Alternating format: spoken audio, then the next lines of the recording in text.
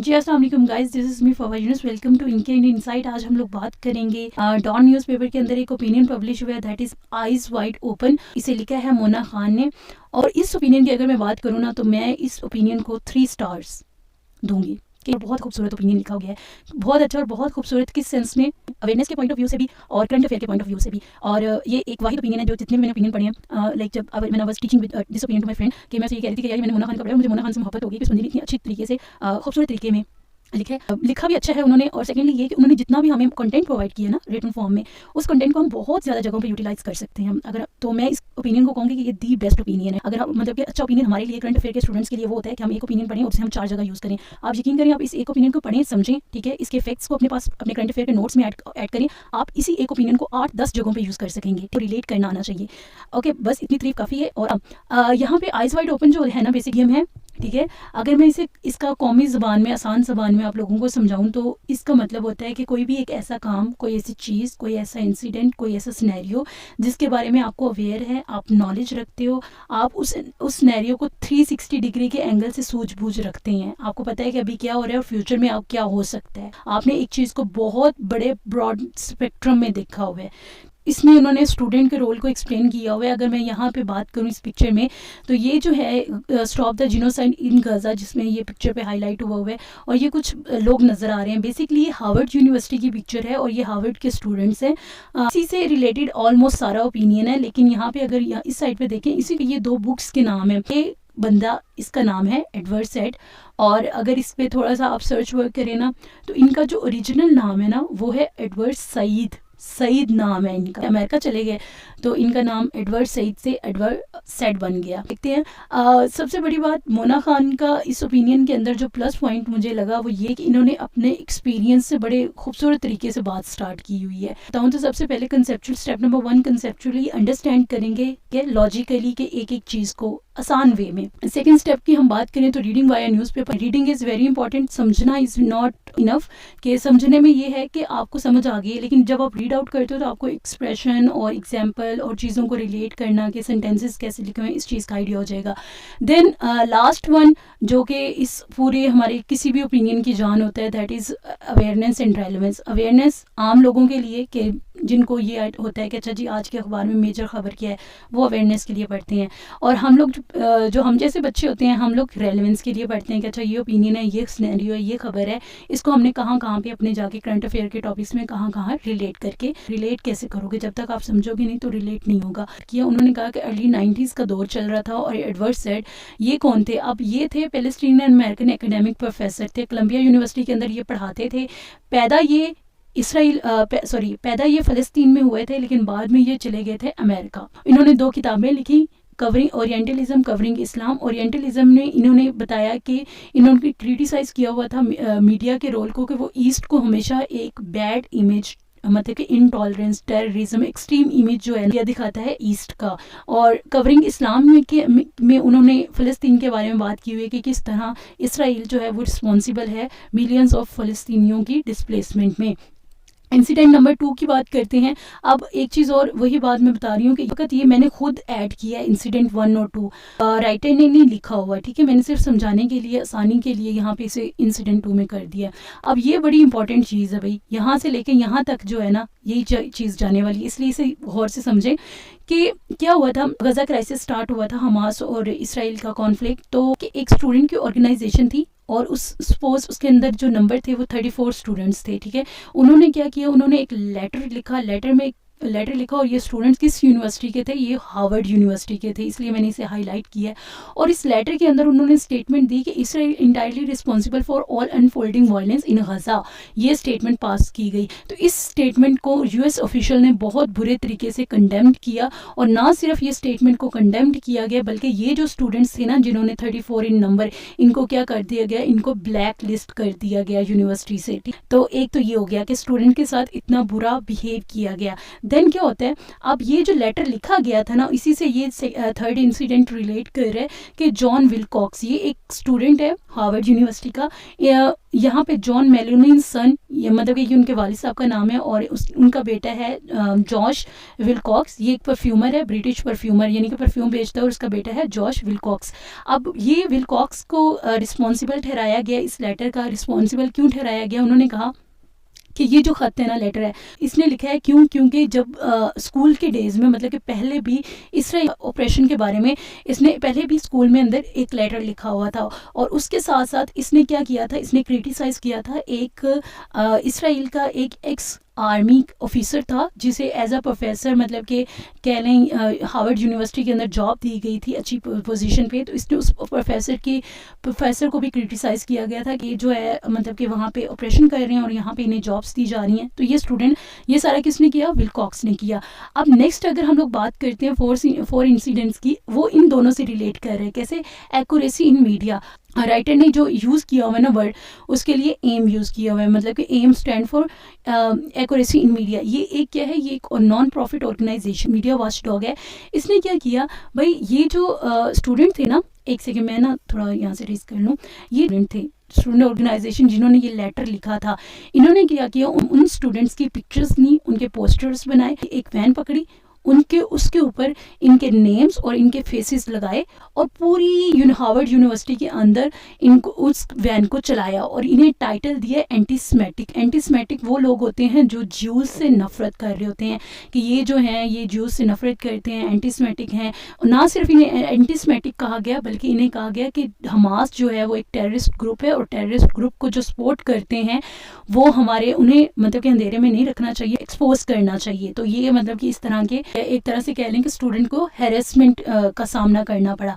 अब इस इंसिडेंट, ये वैन वाले इंसिडेंट के बाद क्या हुआ, बहुत से स्टूडेंट्स ने ये इस लेटर से जो उन्होंने लिखा था, उससे उन्होंने अपना नाम जो था वो क्या करवा लिया था, विदड्रॉ करवा लिया था। अब नेक्स्ट अगर हम लोग चलते हैं, ना सिर्फ हार्वर्ड कितना बड़ा नाम है, बल्कि बाद वो चलती हैं आ जाती हैं कोलंबिया यूनिवर्सिटी पे। प्रो पैलेस्टीनियन और प्रो इसराइल जब रैलीज हुई और ग्रुप स्टूडेंट्स का क्लैश हुआ, तो वहाँ पे भी स्टूडेंट्स को बहुत ज़्यादा बैन किया गया था, सस्पेंड किया गया था। उसके बाद वो फिर अपने पर्सनल एक्सपीरियंस को स्वास जो है, ये एक यूनिवर्सिटी है, यूके की यूनिवर्सिटी है, उसने भी क्या किया था, अपने कुछ स्टूडेंट्स को, क्योंकि वो इसराइल के बारे के ख़िलाफ़ और फ़लस्तीन के हक़ में रैली निकाल, प्रो गज़ा रैली का हिस्सा बन रहे थे, और रेजिस्टेंस को जस्टिफाई करना, मतलब कि कह रहे थे कि ये जो अगर हमास ने अटैक किया है तो ये बिल्कुल ठीक अटैक किया है, क्योंकि इसराइल जो है वो उन पर मस्तम इतना कर रहे थे कि वो उन्होंने रेजिस्टेंस शो की है। और तो उन स्टूडेंट्स को भी क्या कर दिया गया, सस्पेंड कर दिया गया। अब यहाँ तक समझ आ गई। आगे ये यहाँ पे जो मैंने लिखा हुआ है, West a bastion of freedom of speech. अब देखें, स्टूडेंट के साथ इतना बुरा बर्ताव किया गया, हार्वर्ड यूनिवर्सिटी के स्टूडेंट के साथ, कोलंबिया यूनिवर्सिटी के स्टूडेंट के साथ, जॉश विलकॉक, उन्हें ब्लैकलिस्ट किया गया, उनके मतलब कि पब्लिकली उन्हें इतना ज़्यादा उनके नेम्स और पिक्चर्स को वैन पे लगा के उन्हें एंटीसेमेटिक कहा गया। एंटीसेमेटिक मतलब कि वेस्ट में ऐसे ही है जैसे हम किसी को बहुत गंदी गाली दे दें, ठीक है। अब क्या हुआ था कि यहाँ पे उसने क्रिटिसाइज़ किया राइटर ने कि ये जो मतलब कि वेस्ट जो कहता है कि मैं freedom of speech, freedom of right और फ्रीडम ऑफ फ्री एक्सप्रेशन की बड़ी इज्जत करता हूँ, तो ये वेस्ट ने क्या किया है, मतलब कि इन स्टूडेंट्स के साथ क्या सलूक किया गया। और ये कोई छोटी मोटी यूनिवर्सिटीज़ के स्टूडेंट नहीं है, अच्छी खासी वेल नॉन यूनिवर्सिटीज़ के स्टूडेंट्स है। देन नेक्स्ट आगे वो आती हैं स्टूडेंट्स, क्योंकि यहाँ पर भी स्टूडेंट्स की बात हो रही थी, यहाँ पर अगेन स्टूडेंट्स, वो कहते हैं कि स्टूडेंट्स ने हमेशा एक एक्टिव रोल प्ले किया सिविल वॉर। जैसे वो कहती हैं कि यूएसए में 1960 में बेनज़ीर भुट्टो का उन्होंने यहाँ पे मतलब कि केस स्टडी को थोड़ा सा मेंशन किया है कि उन्होंने जब एंटी वियतनाम वॉर जो हो रही थी उसके प्रोटेस्ट के अंदर उन्होंने पार्टिसिपेट किया था। Then South Korea, China, Taiwan, ये सारे उन्होंने लिखा हुआ है कि स्टूडेंट्स ने हर जगह पार्टिसिपेट किया और अपनी आवाज़ को पहुंचाने की कोशिश की है। यहाँ पे 2-3 चीज़ें आ जाती हैं, एक सेकंड में इसे रीज कर लूँ। देखिए, सबसे पहले स्टूडेंट्स का रोल, ठीक है, फिर ये यहाँ से ये फ्रीडम ऑफ स्पीच, ठीक है, फिर वेस्ट, फ्रीडम ऑफ स्पीच और वेस्ट आ गया। देन सिविल वॉर्स के अंदर स्टूडेंट का रोल आ गया, ठीक है। और फिर वो मतलब कि आई हैं मीडिया पे कि मीडिया जो है बाइस्ड मीडिया, यहाँ पे उन्होंने कहा any media is participate in silencing their voice to make spread of the operation will soon be no audience left. ये मुझे बहुत उनकी लाइन अच्छी लगी थी। देखिए मीडिया की बाइसनेस अगर शो हो जाती है ना तो मीडिया की क्रेडिबिलिटी जीरो हो जाती है, ठीक है। उनकी क्रेडिबिलिटी, उनकी मतलब कि कोई भी रिपोर्ट जितनी भी सच्ची हो, जितनी भी ऑथेंटिक न्यूज़ हो, उस पर लोग एतबार करना छोड़ देते हैं। तो अब यहाँ पे उन्होंने मीडिया को थोड़ा सा लेके आ गई हैं। देन उन्होंने कहा कि ये जो मीडिया इतना बाइस्ड हुआ है ना, वेस्ट का मीडिया बेसिकली ये प्रॉफिट ड्रिवन मीडिया है। अगर हम लोग जर्नलिज्म चाहते हैं, हम लोग चाहते हैं कि अच्छी रिपोर्टिंग हो, पब्लिक या जनरल मैसेज को अवेयरनेस दी जाए, तो हमें क्या चाहिए, हमें एक पब्लिक मीडिया चाहिए जो कि तो जब जहाँ जैसा हो रहा हो उसको कवर करे। तो फिर उसके बाद उन्होंने केस स्टडी में दिए अल जजीरा। क्यों, आपको पता है जब से मतलब कि ये गज़ा क्राइसिस स्टार्ट हुआ है, बीबीसी को बहुत ज़्यादा क्रिटिसाइज़ किया जा रहा है कि बीबीसी जो भी हो रहा है, बीबीसी उसका एक उल्टा ही एंड जो है या उस तरह से न्यूज़ कवरेज नहीं दे रहा जिस तरह बाकी न्यूज़ चैनल या सोशल मीडिया दे रहा है। यहाँ पे उन्होंने अल जजीरा का नाम लिया कि अल जजीरा ने बहुत अच्छी कवरेज दी है, थोड़ी सी मतलब उन्होंने अल जजीरा की तारीफ़ की है। अब ये आपको समझ आ गया स्टूडेंट का रोल, हार्वर्ड यूनिवर्सिटी। आप यहाँ पे इस स्लाइड के अंदर जितने ये येलो वाले पॉइंट्स हैं ना, अब देखें यहाँ पे ये 2 बुक्स के रेफरेंस आ गए, ये हार्वर्ड यूनिवर्सिटी का रेफरेंस आ गया, ये हार्वर्ड यूनिवर्सिटी के स्टूडेंट का एक रेफरेंस आ गया, कोलंबिया यूनिवर्सिटी का आ गया। एम का अगर आप रेफरेंस डालना चाहें मीडिया के पॉइंट ऑफ व्यू से वो उठा सकते हैं। सिविल राइट्स के अंदर स्टूडेंट्स बेनज़ीर भुट्टो की एग्जांपल उठा लें। मीडिया की बाइसनेस के बारे में बता दें कि अगर ऐसा ही चलता रहा तो क्या होगा। नॉन प्रॉफिट और प्रॉफिट मीडिया का या पब्लिक मीडिया की इंपॉर्टेंस का बता दें। और लास्ट में बता दें कि इस वक्त जो जिसने काम किया अल जजीरा की आप केस स्टडी उठा लें। तो ये कितने सारे फैक्ट्स जो हैं जो यहाँ से इसी ओपिनियन के अंदर से पिक किए जा सकते हैं। अगर हम नेक्स्ट सेकंड स्टेप पे चलें रीडिंग वाला, तो ये फर्स्ट है, इसके ऊपर मैंने नंबरिंग कर दी है। ये फर्स्ट मैंने इसे लेकर पेस्ट किया है ताकि, और थोड़ा बड़ा किया है ताकि आप इसे क्लियरली रीड आउट कर सकें। ये है, लेकिन आपने रीड आउट करते वक्त नंबरिंग का ख्याल रखना है। 1, ये 2, देन ये 3 और ये 4। फिर आपने फर्स्ट स्लाइड पे वापस जाना है। 5, 6, 7 आ गया और ये हमारे पास 8 आ गया। इस तरह आपने इसको रीड आउट कर लेना। अगर आप यहाँ से इजीली रीड आउट कर सकते हैं तो फाइन, अगर नहीं तो आप इसकी ऑफिशियल वेबसाइट से रीड आउट कर सकते हैं। एक चीज़ और, मैं एक और फाइल खोल के आपको थोड़ा सा हाईलाइट करवा देती हूँ जल्दी से। एडवर्ड सेड की बात हुई, कवरिंग ओरिएंटलिज्म और कवरिंग इस्लाम। देन उन्होंने वो लेटर का बताया कि 34 स्टूडेंट्स ने लिखा, यूएस ऑफिशियल्स ने क्या किया, उन स्टूडेंट को ब्लैक लिस्ट कर दिया। और देन उसके बाद ब्रिटिश परफ्यूमर जॉश विलकॉक्स की एग्जांपल आ गई, अमोस यदलिन की एग्जांपल आ गई। और उसके बाद जो लाइक मेन एक आइडिया था वो था student hold the power to change. Definitely अगर यूनिवर्सिटीज़ अपना, इतनी बड़ी बड़ी यूनिवर्सिटीज़ बोलती, इनके प्रोफेसर्स बोलते, इनका रिसर्च जितने भी रिसर्च डिपार्टमेंट्स हैं, पॉलिटिकल साइंटिस्ट जो हैं वो बोलते, तो पॉलिटिकल साइंटिस्ट बोलते तो बहुत कुछ रोका जा सकता था। फिर एक्यूरेसी इन मीडिया, एम वाली जो एग्जांपल है वो, और वो सारा। देन कोलंबिया यूनिवर्सिटी की एग्जांपल आ गई।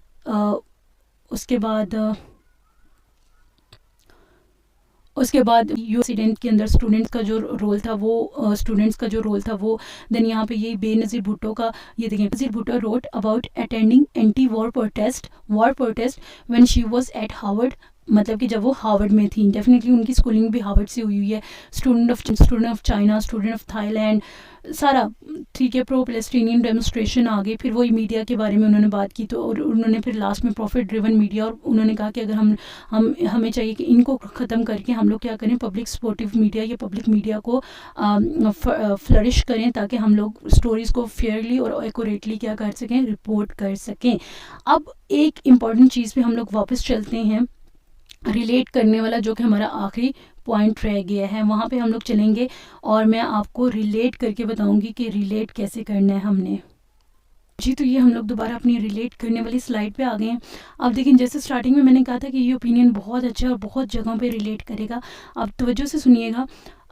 2 अच्छी किताबें हैं। ये मीडिया के बारे में आ गई, मीडिया की बाइसनेस के बारे में, ये इसराइल ऑपरेशन के बारे में आ गई। आप इन दोनों का रेफरेंस डाल सकते हैं, मीडिया में भी, इसराइल क्राइसिस में, मिडिल ईस्ट क्राइसिस के अंदर, और इन दोनों का रोल। Then Palestine issue highlighted by international students में आप कोलंबिया यूनिवर्सिटी की एग्जांपल डाल लें, देन हार्वर्ड यूनिवर्सिटी के स्टूडेंट्स, और हार्वर्ड यूनिवर्सिटी के स्टूडेंट्स की एग्जांपल में आप ये भी डालेंगे कि किस तरह अगर वो लाइक उन्होंने नो डाउट मतलब कि प्लस पॉइंट में भी डालेंगे और नेगेटिव में भी। प्लस पॉइंट में हम लोग ये कहेंगे इतनी बड़ी यूनिवर्सिटी है तो डेफिनेटली उनके स्टूडेंट्स अवेयर हैं इंटरनेशनल सिनेरियो से और उसके कॉन्सिक्वेंसेस से, उन्होंने प्रोटेस्ट रिकॉर्ड करवाने की कोशिश की। नेगेटिव में हम ये डालेंगे कि वहाँ के एडमिनिस्ट्रेशन ने स्टूडेंट्स की बात नहीं सुनी और उनको क्या कर दिया, ब्लैक लिस्ट कर दिया गया। तो ये स्टूडेंट्स के साथ क्या की गई, ज़्यादती की गई। देन फ्रीडम ऑफ स्पीच जो हम लोग कहते हैं, फ्रीडम ऑफ स्पीच पे बहुत ज़्यादा इसकी वायलेशन पे, फ्रीडम ऑफ स्पीच पे, फ्रीडम ऑफ एक्सप्रेशन स्पीच और वो जो राइट होता है गैदरिंग का, पीसफुल प्रोटेस्ट का, उसकी सारी वायलेशन हो गई। देन मीडिया पे अगर हम कहें तो profit driven media, rights movements, और फिर स्टूडेंट्स के बारे में, स्टूडेंट्स का हम लोग प्लस पॉइंट लिखेंगे। और उन्होंने यहाँ पे बेसिकली अगर अवेयरनेस के लिहाज से देखे जाए तो उन्होंने स्टूडेंट का बड़ा पॉजिटिव रोल लिखा है कि किस किस तरीके से, लेकिन साथ साथ उन्होंने उनके साथ लेकिन प्रोटेस्ट करने की वजह से उन्हें क्या क्या फेस करना पड़ा ये भी उन्होंने लिखा है। तो ये कुछ चीज़ें हैं जहाँ पे आप इसे बहुत ज़्यादा रिलेट करके लिख सकते हो। अगेन आप इस ओपिनियन को रिलेट करोगे मीडिया में, फ्रीडम ऑफ स्पीच में। अगेन मैं एक दफ़ा दोबारा वॉइस में बता देती हूँ, आप इसको रिलेट करोगे मिडिल ईस्ट क्राइसिस में, पैलेस्टाइन इशू में, स्टूडेंट के रोल में, फ्रीडम ऑफ स्पीच में, मीडिया में, प्रॉफिट मीडिया में, बाइस्ड मीडिया में, वेस्ट के मीडिया में। उसकी दोनों किताबों का रेफरेंस कहीं पे भी यूज़ हो सकता है। अगर आपने मीडिया बाइसनेस की एग्जांपल कहीं पे आर्गूमेंट बिल्ड कर रहे हैं, आप ओरिएंटलिज्म की एग्जांपल दें। अगर आप फ़लस्तीन के राइट्स के बारे में और इसराइल को क्रिटिसाइज़ कर रहे हैं डिस्प्लेसमेंट में, तो आप कवरिंग इस्लाम की एग्जांपल दें। देन आप सिविल राइट्स मूवमेंट्स में आप बेनज़ीर भुट्टो की एग्जांपल दे सकते हैं कि किस तरह मतलब कि रूट पाकिस्तान के स्टूडेंट्स जो हैं वो भी कितने मतलब कि सोशली अवेयर हैं। ठीक है, बेशक अब वो नहीं है लेकिन फिर भी वो थी तो मतलब कि हमारे पास पॉइंट है। Then students are the agent for change. I hope आप लोगों को ये ओपिनियन समझ आया होगा। एक चीज़ लास्ट में बस छोटी सी जो मुझे बतानी है, that is my favourite quotation, clarity is power. अब जैसे एक ही ओपिनियन था, स्टूडेंट का रोल था, लेकिन मैंने आपको बताया कि इन सारी चीज़ों में हम उसे रिलेट कर सकते हैं। तो क्लैरिटी इज़ पावर, जितनी ज़्यादा क्लैरिटी होगी उतनी ज़्यादा आपका नॉलेज जो है उसकी डेप्थ इंक्रीज़ करेगी। जितना आपके पास डीप डेप्थ नॉलेज होगा, आपका एनालिसिस उतना ज़्यादा अच्छा होता जाएगा। आपके पास मतलब कि पढ़ा हुआ आपने थोड़ा सा होगा लेकिन आप उसे बहुत जगहों पर यूटिलाइज़ कर सकेंगे। ये कुछ हमारे फेसबुक टेलीग्राम, व्हाट्सएप है। अगर आपको ये स्लाइड्स वगैरह चाहिए तो आप हमारे टेलीग्राम ग्रुप को ज्वाइन कर सकते हैं, that is ink and insight. अगर आपको ये ओपिनियन समझ आया हो और अच्छा लगा हो और आपकी नॉलेज में थोड़ा सा भी इजाफा हो, आपको रिलेट करना आया हो, आपको समझने की मतलब कि आपको ये पता चला हो कि एक ओपिनियन को देख के हम कितनी जगहों पर किस तरीके से रिलेट कर सकते हैं, तो प्लीज़ डू अ लाइक, क्योंकि आपके लाइक से हमें सपोर्ट मिलती है। Thank you so much guys, अपनी दुआओं में याद रखिएगा। बहुत शुक्रिया। अल्लाह हाफिज़।